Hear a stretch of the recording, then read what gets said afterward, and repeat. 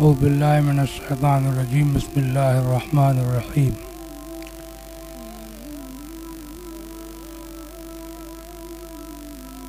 बारगाह रिसालत में आप सय्यद आलम अहमद मुज्तबा मोहम्मद मुस्तफ़ा सल्लल्लाहु ताला अलैहि वसल्लम में दुरूद शरीफ का नज़राना पेश कीजिए। अल्लाहुम्मा सल्लि अला सय्यिदिना मौलाना मुहम्मद मुबारक वसल्लम।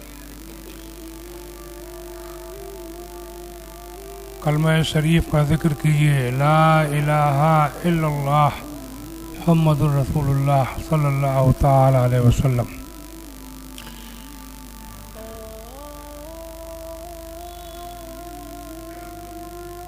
फतावा रिज़विया शरीफ की 30वीं जिल्द में लिखा है,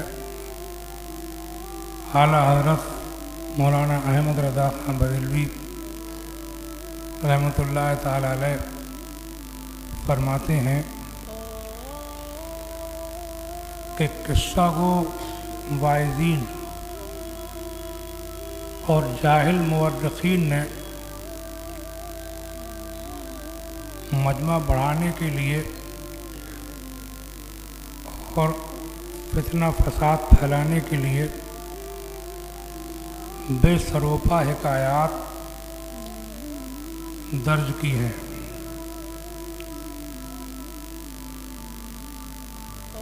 क्या मतलब, क्या कहना चाहते हैं आला हज़रत? किस्सा को वाइज़ीन यानी वाक़यात किस्से सुनाने वाले, मुक़र्रिरीन और जाहिल मुवर्रिखीन, तारीख़ लिखने वाले, वाक़यात लिखने वाले जाहिल मुवर्रिखीन ने मजमा बढ़ाने के लिए और फसाद फैलाने के लिए बेसरोपा हिकायात दर्ज की हैं, यानी ऐसे वाक़यात लिखे हैं कि जिनकी कोई असल नहीं है, जो गढ़े हुए हैं, झूठे हैं। ये हालात ने लिखा था अपने ज़माने में। आज भी ऐसा काफ़ी हो रहा है और स्टेजों से कुछ मिलाद का लोग, कुछ तक़ीदा करने वाले ऐसी बातें बयान कर देते हैं कि जिनका किताबों में दूर तक पता नहीं, गढ़ते हैं। आजकल ये महीना चल रहा है 11वीं शरीफ का, इसमें हुज़ूर सैयदना गौसे आज़म शेख अब्दुल कादिर जिलानी बगदादी रज़ी अल्लाह ताला अन्हु की शान बयान करने में भी, जैसा कि मुझे अंदाज़ा हुआ कुछ टेलीफोनों के ज़रिए कि फ़लाँ साहब ने ये बयान कर दिया, फ़लाँ ने ये बयान कर दिया, आपकी क्या राय है। तो कुछ क्लिपें चल रही हैं, क्लिप मैंने अंदाज़ा लगाया कि हुज़ूर गौस पाक की शान और मनक़बत बयान करने में और आपकी करामतों को बयान करने में भी लोग काफ़ी हद से आगे बढ़ गए हैं और बहुत झूठ बोला जा रहा है। समझे आप?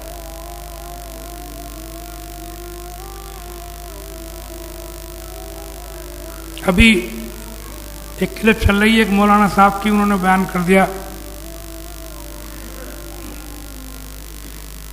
मुझे बताया गया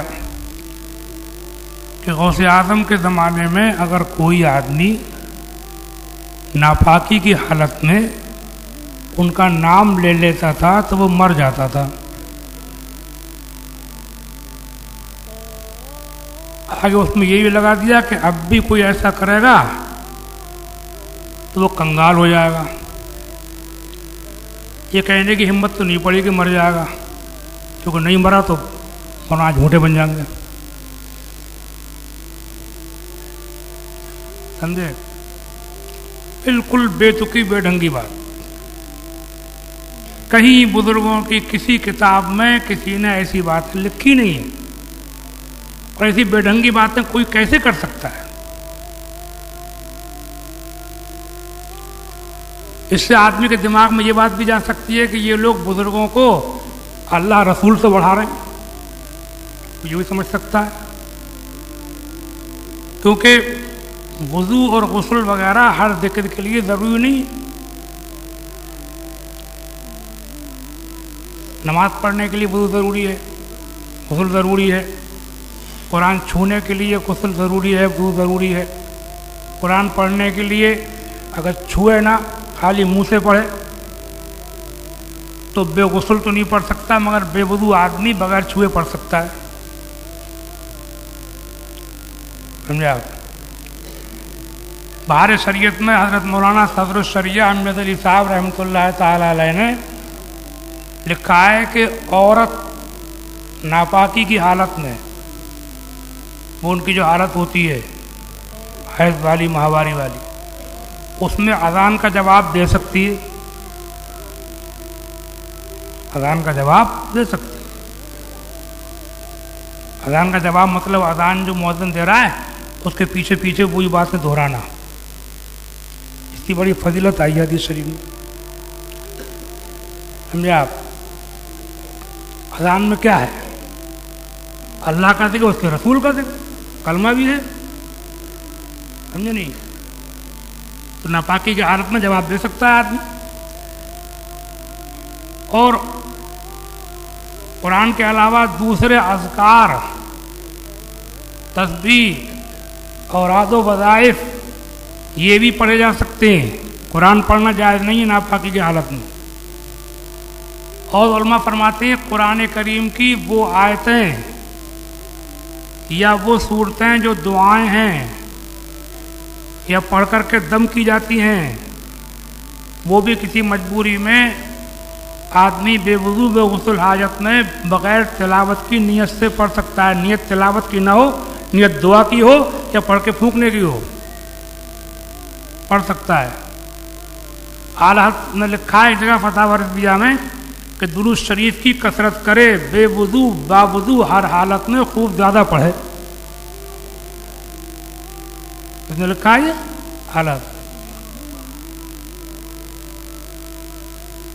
इन सब सराहतों के बावजूद भी वो कह रहा है कि गौसे आज़म का नाम कोई लेता ना, बाकी की हालत में मर जाता था, अब लेगा तो कंगाल हो जाएगा। बिला वजह की बातें बेढंगी, बेतुकी, ना सिरा ना पैर, ना कहीं लिखी ना पढ़ी, बस तकरीरें जम जाएं। अब पब्लिक का ये हाल है कि वाह वाह, सुभान अल्लाह, सुभान अल्लाह, सुभान अल्लाह, नोट चल रहे हैं।